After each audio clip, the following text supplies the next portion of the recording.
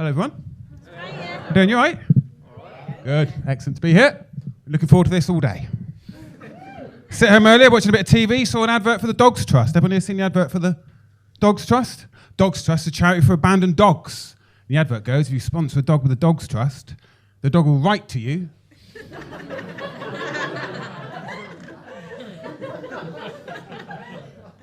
and send you photographs.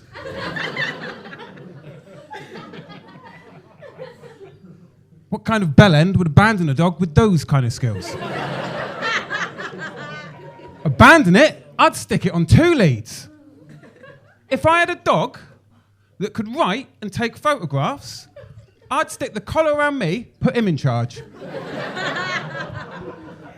I'd be lying on a yacht by now. But I don't think I'm into that kind of kinky stuff, the collars around your neck and all this, that and the other. Let's just get this. We know it's been a tough year for show business. We know what we're talking about. Yeah, Harvey Weinstein, we know what we're talking about. Your Kevin Spaceys. Just want you to know, guys, you're in safe hands with me, okay? Because I've got what's known as a DBS check. Formerly known as a CRB. So just out of interest, anyone else in the room with a DBS check, please do. Please now raise your hands nice and high. Oh, wow, nice and high, look at that. Oh, keep them up, please. Look, lovely stuff. Okay, this is what I want you to do. Keep those hands up. If you haven't got your hand up, this is what I want you to do. Have a look at the person closest to you with their hands up. Have a good look at them. Have a good look at them. Because I will tell you something now with absolute certainty, that person has never been caught. In the last 3 years. So it's... Nah, it's good as gold. Lovely to come to a bit of stand-up. I love doing stand-up. I love watching stand-up. My name is Danny Ward. There's no reason why you should know that just yet. I am still trying to seek my fortune. Is this a thing? I was at a wedding in the summer, and I was on the odds and sods table. You know the odds and sods table? Every wedding's got one. Basically, everyone on it's about 1 or 2 unanswered emails away from never seeing the bride and groom ever again. This woman sitting next to me, she said, what do you do for a living? I said, I'm a stand-up comedian. She went, oh yeah, are you famous? I said, you pretty much just answered your own question there, love, haven't you?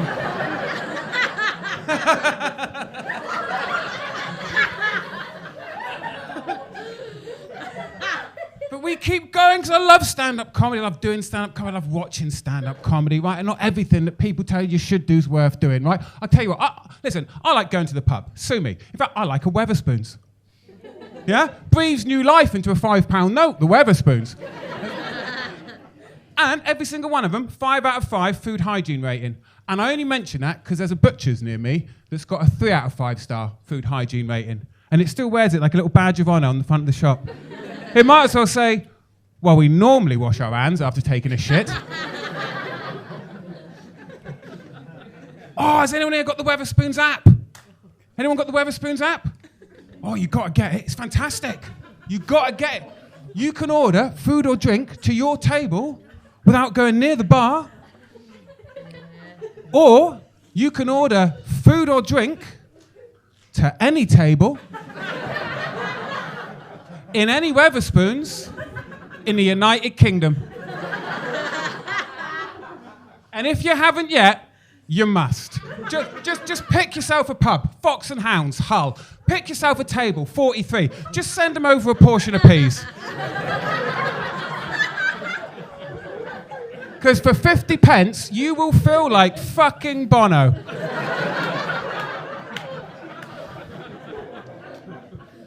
It's always fun coming here to Liverpool. I learned my lesson. I'm staying in the Travelodge this time. You know, the Travelodge, not so much a hotel, more like a sleep factory.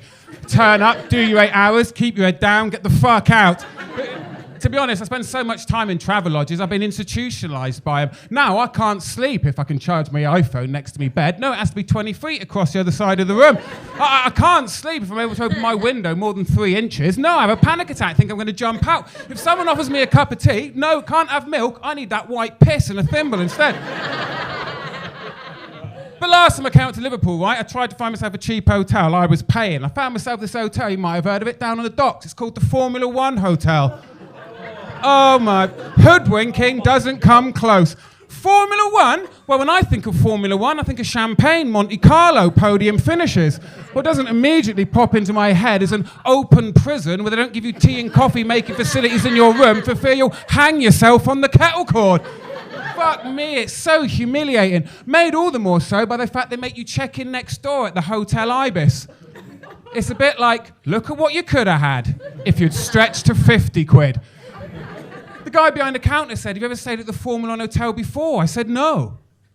Well, no one's ever stayed at the Formula One Hotel before.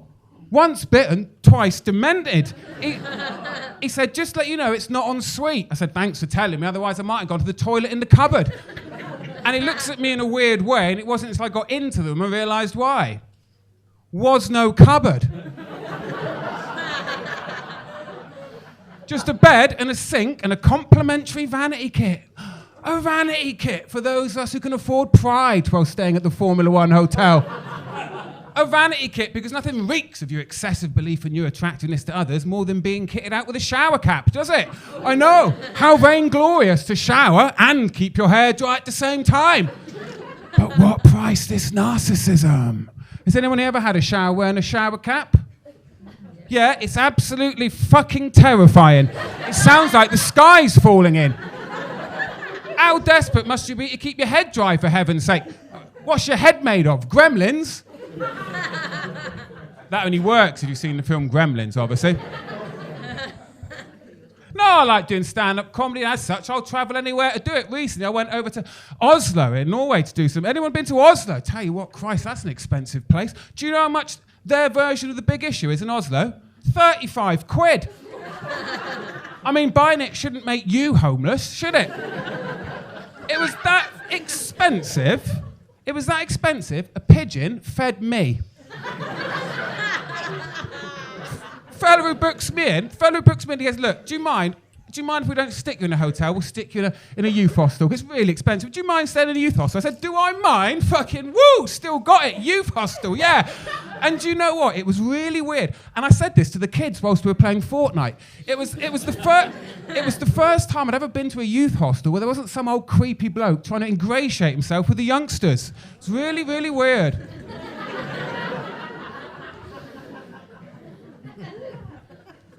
Summer's nearly over now, isn't it? I think, to be honest, I'm happy to see the end of the summer. It was too hot for me. This is probably the most middle-class thing I'll ever say, right? But my coconut oil hasn't been in a solid state since mid-May. It was that hot. I was being bitten in my bed by mosquitoes in Hackney. And actually, that's a misnomer because mosquitoes don't actually bite, do they? They kind of shank you with a hollow sword and suck out your blood, adding to the already desperate level of stabbings in the capital. But do you know, I tell you what, I went on holiday this year. I don't normally go on holiday. Normally I just buy myself a Bounty bar and a can of Lilt and sniff some Nivea After Sun. But I went on a camping holiday. My girlfriend took me to a camping holiday this summer. Oh, anyone here been on a camping holiday? A camping holiday. Oh, a camping holiday. Yeah, a holiday, camping holiday. Basically, a camping holiday is for people who don't want to be in their house, but they still want a shitload of housework to do. I turn up, I bought myself a pop-up tent. Has anyone here got a pop-up tent? For the uninitiated, a pop-up tent is a tent in a bag whereby you unzip a bag, whole tent pops up.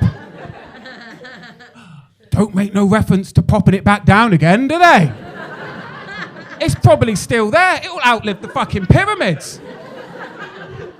Holiday, I had to fetch my own water. It's like being in an advert for Oxfam. Danny had to walk 2.5 minutes to the nearest tap to refill his empty bottle of Evian. Do you know what camping's like? It's like going to a music festival where they've forgotten to book any acts.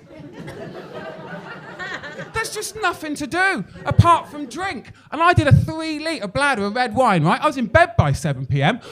I woke up at 4 a.m. on an airbed that had deflated at the exact same rate as my interest in camping, right?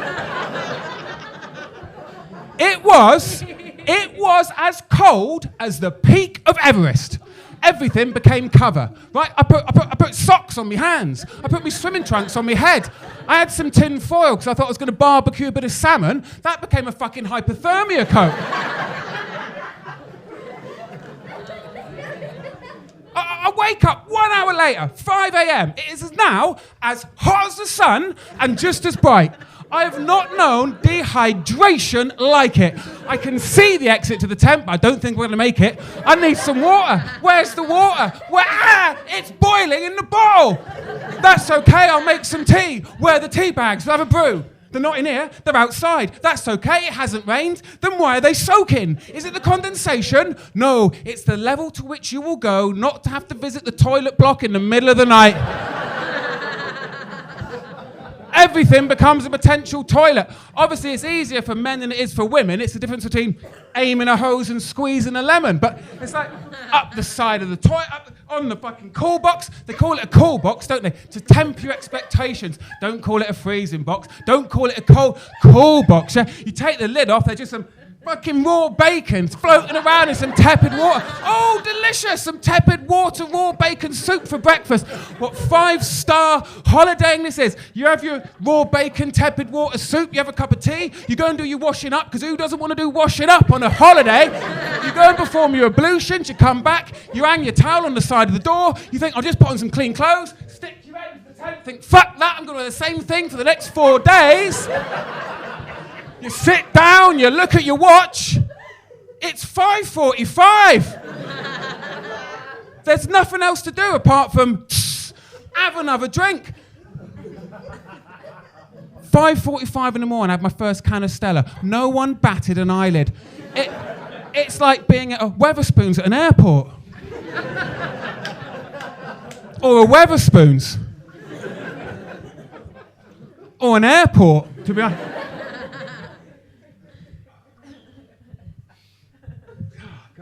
It's hard to make a living at stand-up comedy when you aspire to the lavish lifestyle that I do. 3 meals a day, Netflix subscription, occasional packet of cashew nuts. So I'll take whatever work comes my way, right? And recently, I was approached by this company that deliver motivational workshops in schools. They said, do you fancy it? I said, hell yes. They said, this is what you do. Before you go to the school, go and get yourself a load of lollipops, right? That when you ask a question, in the school, hand goes up, you chuck the kid a lollipop, next time you ask a question, all the hands go up, right? So I went down to the cash and carry, and you know Chupa Chups? They're like the Rolls Royce of boiled sweets on a stick. I bought myself 200 Chupa Chups in a Chupa Chup tree. I paid £25, street value about 65. Now, anyway, turns out, once again, Ward was hoodwinked and the school was in deepest West Wales. So I jump into the Polo, I drive all the way down to deepest West Wales, I set up in the school hall, we do the first hour of the workshop, everything's going great. We have a break, I get taken to the staff room, leaving the Chupa Chup tree in the hall unattended. What happened next?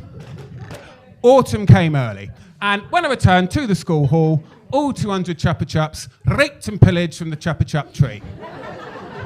Which, of course, I thought was quite funny, but to the school represented an egregious lack of respect to a visiting guest. So when the teacher saw what had happened, and I should at this point mention it was a Welsh-speaking school, all I could hear was... Chupa Chups. Danny Ward. CCTV. Frickin' CCTV. Headmaster gets wind of it, comes in to deliver a public apology and says, rest assured, there will be an investigation. And I thought, I'm a 39-year-old man who's just bought 200 lollipops into a school. I hope the investigation doesn't go too deep. And he said, I will be sending you a letter of apology. I was like, mate, I don't want anything in writing. I'm sensing there's someone Welsh here. Is there someone Welsh here? Yeah. Yeah. Okay. Sorry. I understood every word, you know. Did you? Oh, that's good.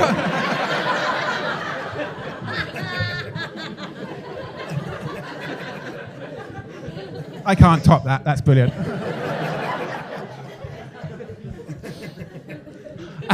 And that was the Friday, right? That was the Friday night, and the Saturday night I had a gig in Cardiff. So again, on the Friday night I had to look after myself, and it was hi ho to the Travelodge we go, right? But I don't know if anyone's ever been to Cardiff on a weekend. It's festooned with stag and hen do's, right? So the only Travelodge I could find that had any room for me was in the motor services on the M4 on the outskirts of Cardiff, right? So I turn up, but I don't have my confirmation email because I've been using my iPhone for 4 minutes and the battery was dead.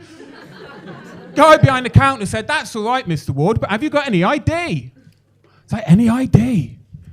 Is it possible that someone might be committing identity theft so that they could spend their Friday night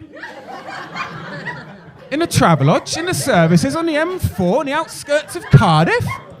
No, I'm no detective, but there's simply no motive.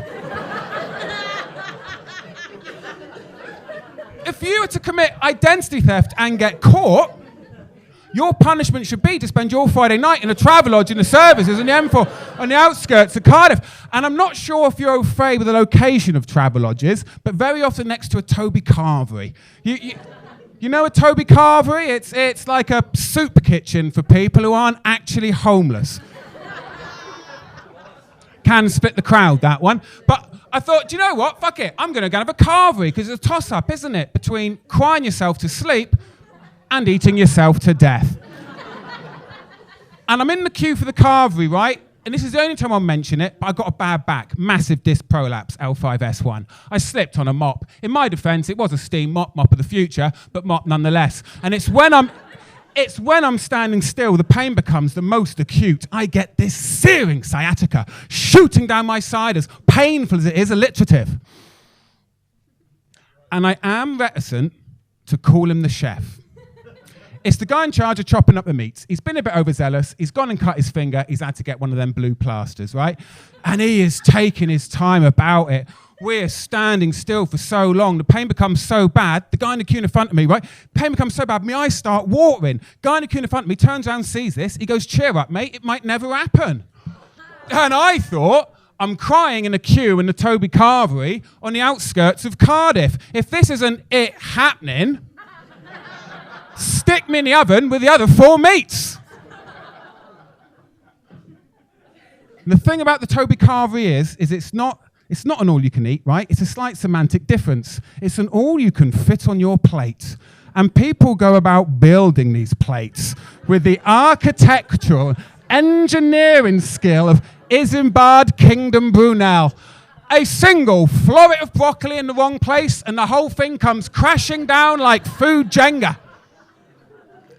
And once you've finished eating this plate of food that oftentimes is bigger than yourself, they then invite you to peruse the dessert menu. So I'd just like to share with you one of the desserts they sell at the Toby Carvery. I had to write it down, otherwise I didn't think you'd believe it. It's called the Yorkie Puds Pud. The Yorkie Puds Pud. Yorkshire puddings with a delicious difference. 4 crispy Yorkies, drizzled with a butterscotch sauce, served with a dairy ice cream, sprinkled with chocolate-covered popping candy, served with a British blackcurrant compote and a Belgian chocolate dipping sauce. Well, that ain't pudding. That is dessert Tourette's. There's only one of 2 possible ways this could ever have come into existence. Number 1, I'm on a quiz show, and the host says to me, for £1 million, name a popular dessert, and I've just fucking panicked.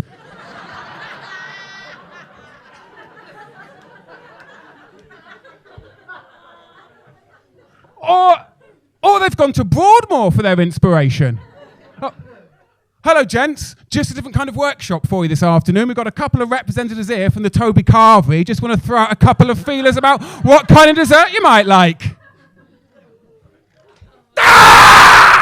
Finally, someone's fucking asked. Oh, you in about dessert? I'll tell you about dessert. I want mustard custard. And I want roast potato and upside down pineapple cake. Oh, and I want Yorkshire puddings, because they're clear naming their puddings. And I want them covered in chocolate. But gotta be Belgium. And I want a compote. Got to be fucking British. In fact, I want even more chocolate. But not just any old chocolate. That chocolate I used to have as a kid. That went pop, fucking pop, fucking pop, fucking pop, fucking pop, fucking pop.